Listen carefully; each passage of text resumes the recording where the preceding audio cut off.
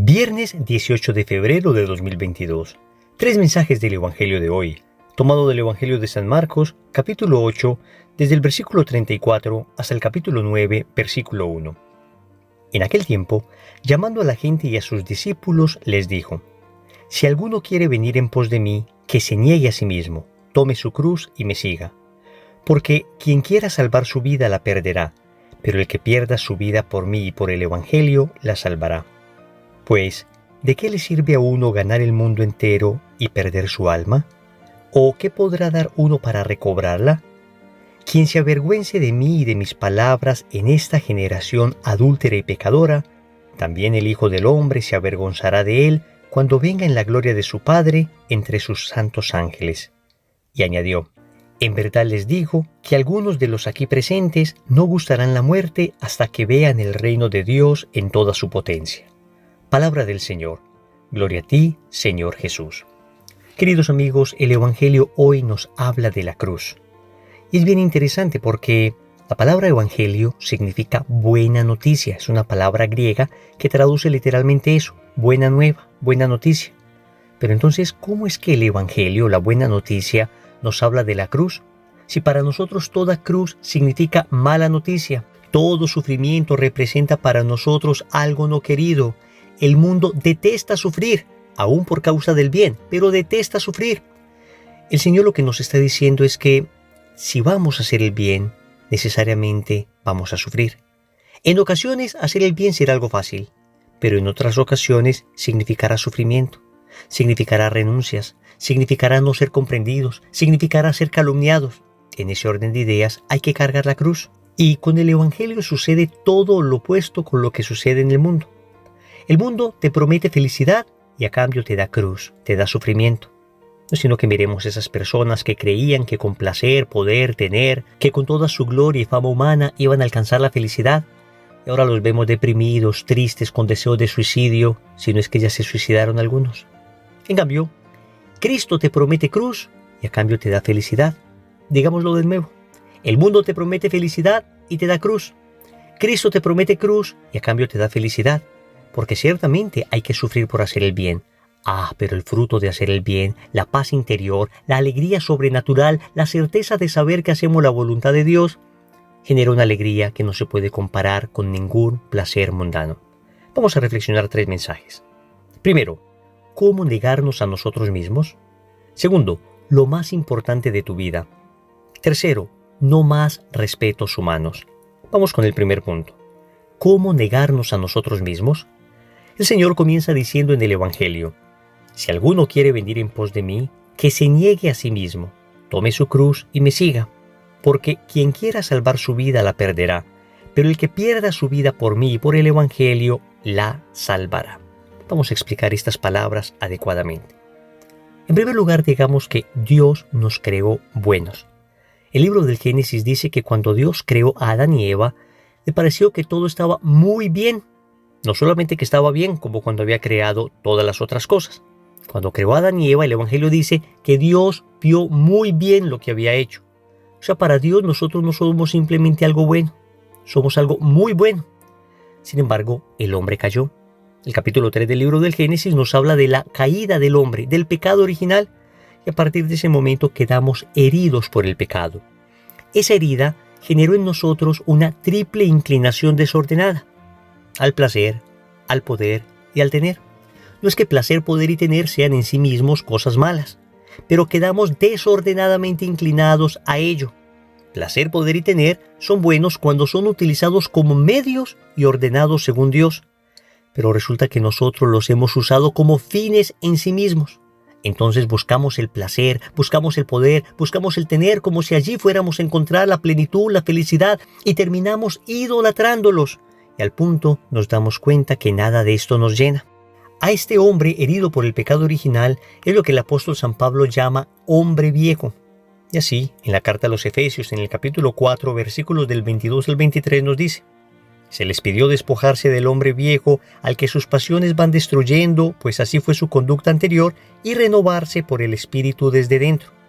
Revístasen pues del hombre nuevo, el hombre según Dios, que Él crea en la verdadera justicia y santidad. Hasta aquí el apóstol San Pablo. Entonces, cuando Jesús nos dice, niégate a ti mismo, nos está diciendo precisamente que luchemos contra ese hombre viejo que hay en nosotros. Ciertamente fuimos bautizados. Al ser bautizados, recobramos la gracia de Dios. Pero el catecismo aclara que las consecuencias del pecado original persisten en nosotros, de tal manera que nos llaman al combate. Y esa lucha contra la inclinación desordenada al placer, al poder y al tener es lo que se llama negarnos a nosotros mismos. Vamos a resumirlo en una frase. Negarse a sí mismo significa decir un no a mi sí y decir un sí a mi no. ¿Cuándo debo decir un no a mi sí? Pues cuando tengo una tentación. Cuando tengo una tentación, naturalmente hay algo dentro de mí que me dice, sí, hazlo, peca. Es la inclinación desordenada que tengo por el pecado original. Y ahí debo decirle a ese sí un no. No voy a pecar, no voy a ofender a mi Dios, voy a luchar, voy a negarme a mí mismo. Y por otra parte, ¿cuándo debo decir un sí a mi no? Pues cuando Dios me propone su voluntad y esa voluntad me implica algo de exigencia, algo de sacrificio. Entonces, ahí doy un decidido sí para cumplir la voluntad de Dios. En resumen, un no a mi sí sería un no a la tentación que me propone el pecado, aunque por supuesto haya dentro de mí inclinación a hacerla. Y un sí a mi no significa decirle sí a la lucha, al esfuerzo que me implica cumplir la voluntad de Dios, aunque dentro de mí haya inclinación a no hacerla. Miren qué bonito esto, negarse a sí mismo. Por supuesto, solos no somos capaces. Necesitamos la ayuda de la gracia, necesitamos orar, necesitamos pedirle al Señor que nos dé su espíritu para poder, en esta batalla, ganar, triunfar, vencernos finalmente y así poderle seguir. Segundo, lo más importante de tu vida. Sigue el Señor diciendo en el Evangelio, pues, ¿de qué le sirve a uno ganar el mundo entero y perder su alma? Queridos amigos, lo más importante de nuestra vida es la salvación eterna. Hemos nacido para salvarnos, que no se nos olvide. Ciertamente hablar de salvación, de eternidad, hoy parecerá, en algunos ambientes, algo demasiado retrógrado. Pareciera que la humanidad maduró suficientemente como para no tener que esperar una vida eterna, pues ya estamos demasiado cómodos en esta vida terrena. Pareciera que hemos encontrado el cielo aquí, entonces no necesitamos un cielo más allá. Pero si somos sinceros, nos damos cuenta que las condiciones en que vivimos, por cómodas que sean, las condiciones en que vivimos, por madurez que haya alcanzado la humanidad, siguen estando muy lejos de ser un verdadero cielo. Para muchos siguen siendo un verdadero infierno.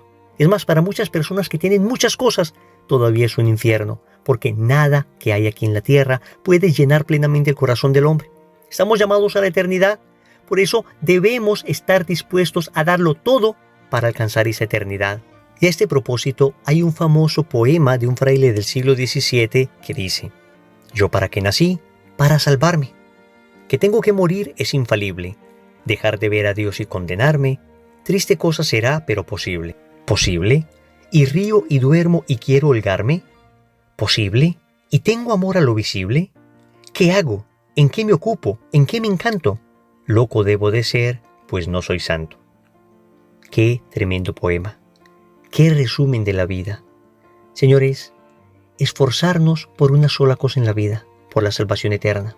Y todo aquello que me dirija a la salvación eterna, lo voy a hacer con toda la fuerza que pueda. Y todo aquello que me aleje de la salvación eterna, entonces lo voy a dejar. Esto significa en concreto vivir en gracia de Dios, vivir confesados, significa en concreto ejercitar la caridad, significa en concreto buscar la santidad de vida, buscar el ejercicio de las virtudes, buscar hacer el bien a otras personas, seguir los mandamientos de Dios, significa amar a Dios y dejarme amar por Él. No deja de ser curioso que lo más importante de nuestra vida no esté precisamente en esta vida, sino en la eterna. Tercero, no más respetos humanos. El Señor lanza una de esas frases lapidarias contra aquellas personas que se avergüencen de Él.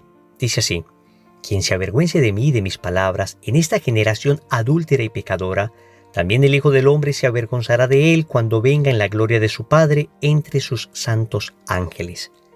Familia, esto es lo que espiritualmente llamamos respetos humanos, que no hay que confundir con el adecuado respeto que se le debe tener a las personas. Cuando en teología espiritual se habla de respetos humanos, fundamentalmente nos referimos al miedo al qué dirán. Miedo a que me digan que soy demasiado fanático. Miedo a que me digan que soy demasiado anticuado. Miedo a que me vean rezando y se burlen de mí. Miedo a defender la verdad porque de pronto soy sacado del círculo de amigos o soy denostado o visto con malos ojos. Esos son los famosos respetos humanos y el Señor nos llama a ser valientes.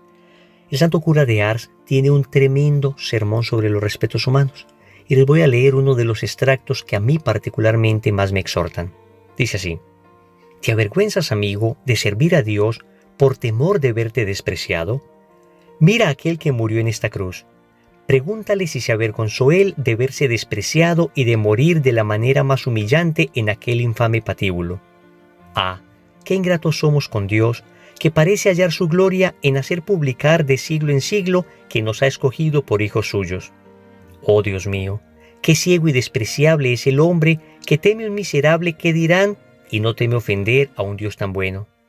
Digo además que el respeto humano nos hace despreciar todas las gracias que el Señor nos mereció con su muerte y pasión. Sí, por el respeto humano inutilizamos todas las gracias que Dios nos había destinado para salvarnos.